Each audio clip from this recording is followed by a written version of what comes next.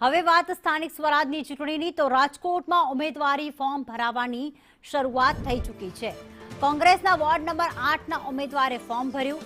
રણજીત મુંધવાએ સમર્થકો સાથે ફોર્મ ભર્યું, જ્યારે મેહુલ મકવાણા અને પુષ્પાબેને પણ ફોર્મ ભર્યું। ઢોલ નગારા અને ઘોડીમાં બેસી ઉમેદવારી ફોર્મ ભરવા આ તમામ ઉમેદવારો નીકળી પડ્યા છે। આજથી ઉમેદવારી ફોર્મ ભરવાના શ્રી ગણેશ થયા છે। રાજકોટના દ્રશ્યો કે જ્યાં ઉમેદવારો ઘોડી પર બેસીને ઢોલ નગારા સાથે સમર્થકો સાથે ફોર્મ ભરવા નીકળ્યા છે। કોંગ્રેસના વોર્ડ નંબર 8ના કોંગી જે કોંગ્રેસના ઉમેદવાર છે તે ફોર્મ ભરવા માટે પહોંચ્યા છે। રણજીત મુંધવા ઉમેદવારી ફોર્મ ભરવા પહોંચ્યા, જ્યારે મેહુલ મકવાણા અને પુષ્પાબેન સહિતના ઉમેદવારો પણ ફોર્મ ભરવા પહોંચ્યા છે। ઢોલ નગારા સાથે ઘોડા પર બેસીને ફોર્મ ભરવા પહોંચ્યા છે।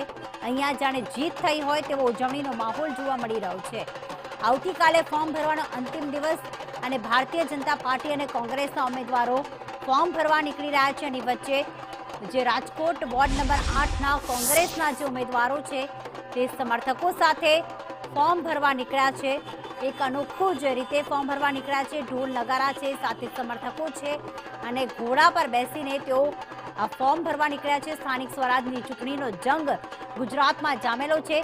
એક બાદ એક ઉમેદવારો જે છે તે ફોર્મ ભરી રહ્યા છે। કેટલાક ઉમેદવારો જે હજી સુધી જેમને મેન્ડેટ આપવામાં નથી આવ્યું, ટિકિટ નથી મળી, જેના નામની જાહેરાત નથી થઈ, તેઓ આવતીકાલે પણ ફોર્મ ભરશે।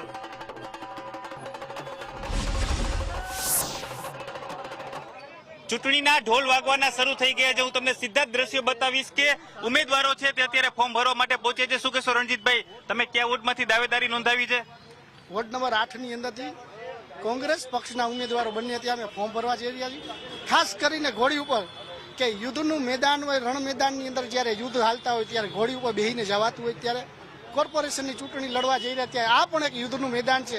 યુદ્ધના મેદાનની અંદર લડવું જેનું તેનું કામ નથી હોતું, એ પણ એક યોદ્ધા હોય છે। ત્યારે યોદ્ધા તરીકે અને ખાસ કરીને ઘોડીનું પ્રતિક દેખાડી અને લોકોને કહેવા અમે નીકળ્યા છીએ કે અમે તમારા માટે પ્રશ્ન માટે લડવા માટે આજ ઘોડીએ ચડ્યા છીએ, તમે અમને એકવાર જીતાડજો। ભારતીય જનતા પાર્ટીનું જે સૂત્ર છે ભય, ભૂખ ને ભ્રષ્ટાચાર, એને માત્ર ને માત્ર ભય ફેલાવ્યો, ભૂખ ભેગા કર્યા અને ભ્રષ્ટાચાર કર્યો। રોડના કામ હોય, પુલના કામ હોય, ઊંચી ઓનથી આપી અને આવા ભ્રષ્ટાચાર ફેલાવી અને લોકોની વચ્ચે એને જે દાદાગીરી કહે છે એ લઈને અમે રોડ વચ્ચે લોકો વચ્ચે કયા મુદ્દાઓ મુખ્ય રહેશે?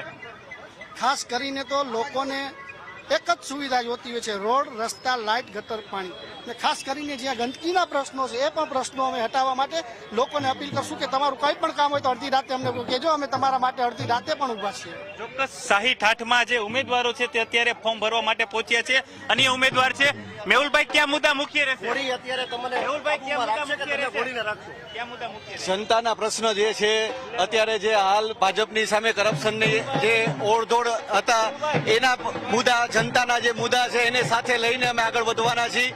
અને અત્યારે હાલ જે રીતે ભાજપના કરપ્શનની સામે લડવા માટે અમે ઘોડીનો સહારો લીધો છે, એટલે યુદ્ધના ધોરણે અમે કરપ્શનની સામે લડવા જઈ રહ્યા છીએ। જનતાની સાથે છીએ, જનતાના પ્રશ્નો અમે પ્રાયોરિટીમાં રાખવાના છીએ, એટલે જે પણ જનતાના પ્રશ્નો હાલ કરવાના છે એના અમારા મેનિફેસ્ટો પ્રમાણે અમે આગળ વધવાના છીએ। આ હતા વોર્ડ નંબર 8ના કોંગ્રેસના ઉમેદવાર મેહુલભાઈ મકવાણા અને રણજીત મુંધવા, કે જેઓ ઢોલ નગારા સાથે 60-8માં ઘોડી ઉપર બેસી અને ઉમેદવારી ફોર્મ ભરવા માટે પહોંચશે કલેક્ટર કચેરી ખાતે।